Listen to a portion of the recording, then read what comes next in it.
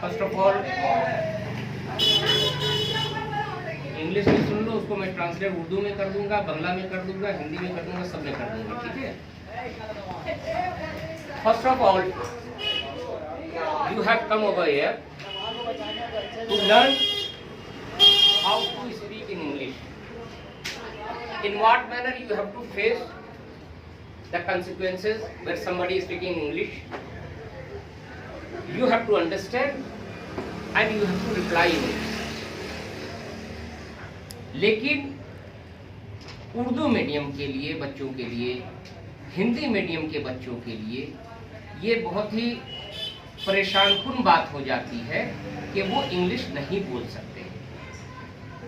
उसके रीजंस ये हैं कि हम लोगों को माहौल नहीं मिलता है, हम लोगों के गार्जियन नहीं एडुकेटेड होते हैं, या हम पढ़ना भी नहीं चाहते हैं। जैसे उस बच्ची ने कहा क्लास 4 तक पढ़ी है, ठीक है, पहली बात सुनो। लेकिन आप जो है इसमें समझिए कि 2-3 बच्चियों से ज़्यादा उम्र दराज है, लेकिन मैं जब से देख रहा हूँ, जब से आप यहाँ आई हैं, आप सिर्फ मुस्कुराती हैं। This is not the class that you should laugh, you should pretend some other manner. इसलिए when class is going on you should behave like a student. Do you understand my point?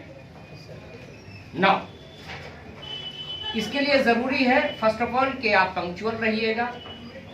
हम लोग यहाँ कोई जो है आप लोगों से फीस लेकर के जो है काम नहीं करने चाह रहे, आप लोग नहीं सिखाना चाह रहे। इसलिए हम लोग अपना कीमती वक्त अगर आप लोगों को देते हैं तो आपके ऊपर ये फर्ज हो जाता है कि आप अपने कीमती वक्त को कुछ हासिल करने के लिए यहाँ जो है दीजिए। दूसरी बात ये हो जाती है कि आपको हम लोग जो कुछ भी बताएंगे उसको आपको घर में जा कर के रिपीट करना पड़ेगा। जिस तरीके से क्लासेस में होमवर्क दिया जाता है, तो इसलिए we are doing our homework, the student doing homework, advocates are doing homework, professor are doing their homework, everybody is busy, they are doing their homework.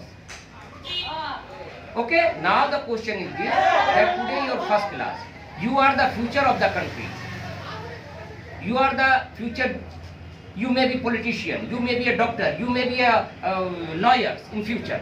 So in that manner there should be determination that in future what you want to become, what is your intention.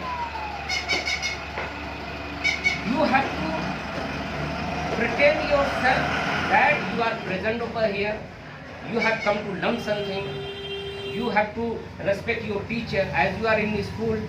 You know very well that nowadays student, some exceptional, some student do not respect their teachers. The first of all beginning is that you must respect your teacher. If you respect others, then you should be respected. If you're not going to respect others, don't expect that somebody respect you. Do you understand my point? बात समझ में आ रही है कि जब तक आप किसी को रेस्पेक्ट नहीं कीजिएगा, कोई आपको रेस्पेक्ट नहीं करेगा। गिव एंड टेक का फॉर्मूला हर जगह है।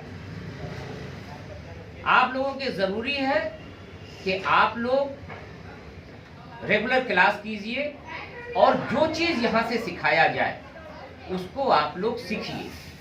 कोई प्रॉब्लम हो, जैसे कोई सवाल करता है, देखिए एक ही सेंटेंस को कितना मरतबा देता है। व्हाट इज योर नेम, ठीक है, would you please tell me your name, बात एक ही है। Can you tell me your name, जैसा चाहिए, सिर्फ ये है कि सवाल क्या है और आपको जवाब क्या देना है। आप जब तक सवाल नहीं समझिएगा जवाब नहीं दे सकते। इसलिए सवाल को समझना है कि आदमी क्या पूछ रहा है आपसे, और आपको उसी तरीके से जवाब देना है। इसलिए मैं सोचता हूं कि आप लोग सिंसियरली क्लास कीजिए और उसके बाद में if you face any difficulty, we are over here, Saima Mukhtar is over here, who will going to take your class today. Then our patron is here, Naeem Khan is there. There are so many educated persons in this organization. We consult with each other, and whatever we are getting, we are ready to provide you all. Thank you.